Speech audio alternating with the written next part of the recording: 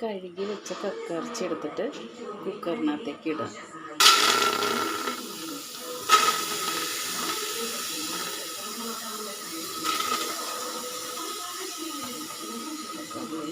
Cooker ചൂടായിട്ടുണ്ട്, അതാണ് അതിൻ്റെ ആ സൗണ്ട്.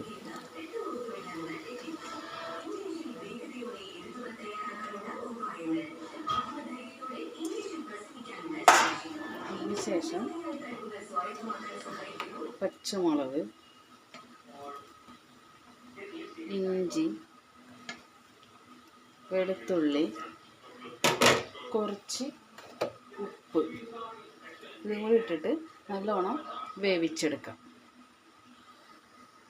കഴുകി വെച്ച കക്കയിറച്ചി എടുത്തിട്ട് കുക്കറിനകത്തേക്ക് ഇടാം.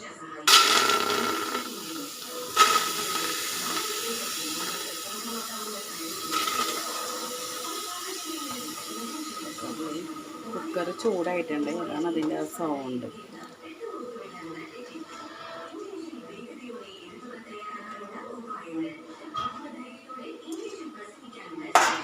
അതിനുശേഷം പച്ചമുളക്, ഇഞ്ചി, വെളുത്തുള്ളി, കുറച്ച് ഉപ്പ് ഇതും കൂടി ഇട്ടിട്ട് നല്ലോണം വേവിച്ചെടുക്കാം. വെള്ളം കൂടി ഒഴിക്കാം. അതിനുശേഷം നല്ലോണം വേവിച്ചെടുക്കാം. വെള്ളം കൂടി ഒഴിക്കാം. അതിനുശേഷം നല്ലോണം വേവിച്ചെടുക്കാം. അടുപ്പിൽ ഒരു ചട്ടി വെച്ചത് ചൂടായി കഴിയുമ്പോൾ വെളിച്ചെണ്ണ ഒഴിക്കുക. അതിനകത്തേക്ക് ഈ വേവിച്ച് വെച്ചിരിക്കുന്ന കക്കയിറച്ചി ഇട്ട് നല്ലോണം ഫ്രൈ ചെയ്യാം.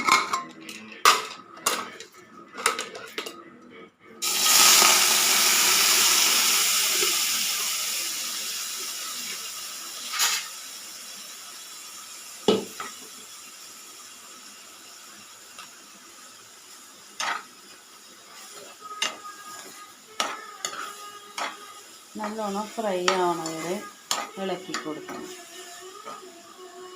കക്കയിറച്ചി വറുത്ത് മാറ്റിയിട്ട് ആ ചട്ടിയിൽ തന്നെ വെളിച്ചെണ്ണ ഒഴിച്ച് കൊടുക്കണം.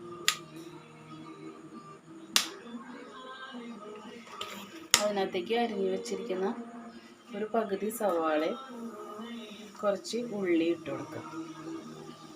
അത് നല്ലോണം വാട്ടിയെടുക്കാം. വാട്ടിയതിന് ശേഷം മാത്രം പൊടികൾ ചേർത്ത് കൊടുക്കാം.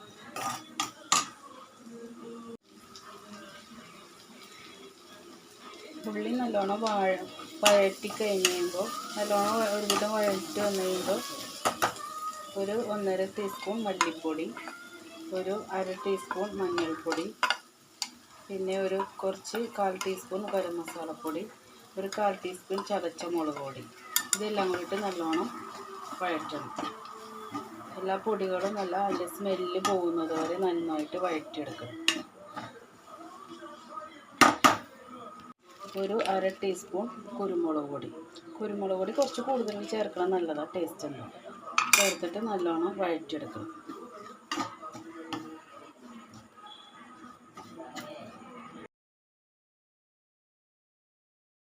ഒരുവിധം വഴണ്ട് വന്നു കഴിയുമ്പോൾ ചിരണ്ടി വെച്ചിരിക്കുന്ന കുറച്ച് തേങ്ങ, ഒരു പിടിയോളം തേങ്ങ ചേർത്ത് നന്നായിട്ട് മൂപ്പിച്ചെടുക്കണം.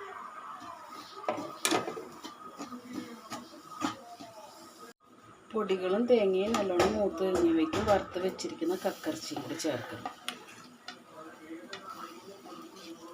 കക്കയിറച്ചിയും കൂടി ചേർത്ത് നന്നായിട്ട് വഴറ്റാം. മസാലയൊക്കെ അതിൽ നല്ലോണം പിടിക്കണ വരെ നന്നായിട്ട് വഴറ്റി കൊടുക്കണം.